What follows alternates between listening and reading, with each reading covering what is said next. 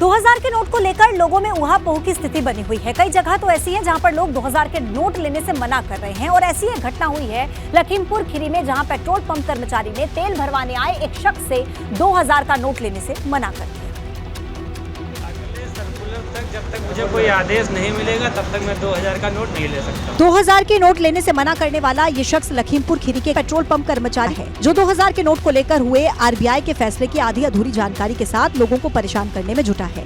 जिस नोट का सर्कुलेशन 30 सितंबर के बाद बंद होने वाला है, उसे ये पेट्रोल पंप कर्मचारी अभी से लेने से मना कर रहा है। और जब इसकी शिकायत जिला पूर्ति अधिकारी तक पहुंची तो उन्होंने पेट्रोल पंप संचालकों को सख्त हिदायत दी। समस्त पेट्रोल पंप संचालकों एवं इंडियन ऑयल, बीपीसीएल तथा आईओसीएल कंपनी के सेल्स अफसरों को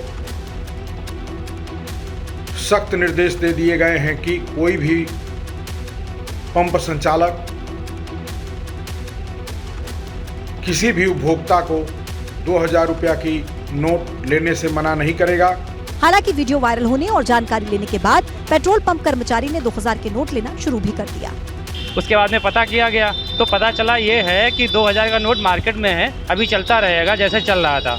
बता दें कि आरबीआई की गाइडलाइंस के अनुसार 23 मई से 30 सितंबर के बीच 2000 के नोट बदले जाएंगे। एक बार में 10 नोट यानी कि 20,000 रुपए तक बैंक से बदल सकते हैं। हालांकि खाते में जमा करने के लिए कोई तय सीमा नहीं है।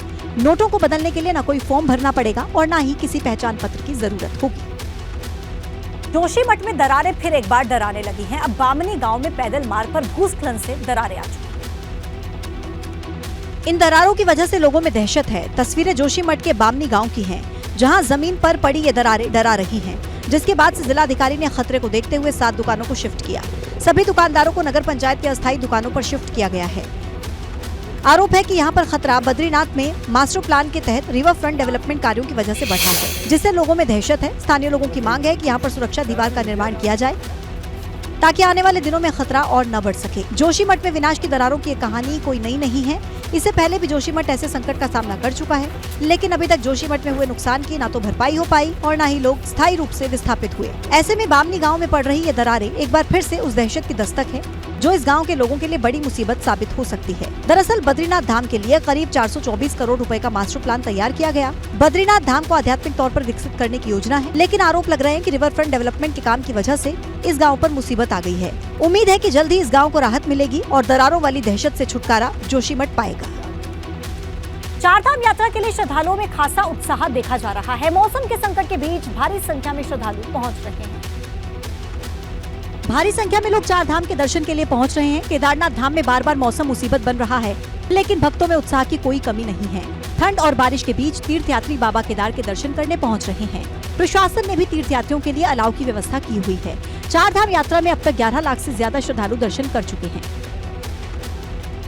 और मैं बताऊंगा, यमुनोत्री के अंदर कपाट खुलने के बाद 2,17,700 लोगों ने 704 लोगों ने दर्शन किए हैं।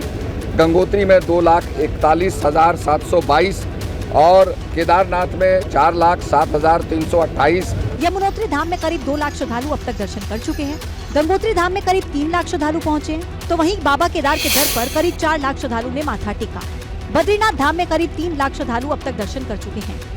बद्रीनाथ धाम में श्रद्धालुओं का इन तस्वीरों को देखकर ही बनता है। बद्रीनाथ हाईवे पर गाड़ियों की भीड़ है। सिरोपगढ़ में हाईवे संकरा होने की वजह से जाम जैसी स्थिति बनी है। इस रूट से लोग बद्रीनाथ, केदारनाथ और हेमकुंड साहिब पहुंच रहे हैं। हालांकि खराब मौसम की वजह से केदारनाथ धाम में 25 मई तक रजिस्ट्रेशन पर रोक लगा दी गई है। फिर भी श्रद्धालु भारी संख्या में चार धाम के दर्शन करने पहुंच रहे हैं।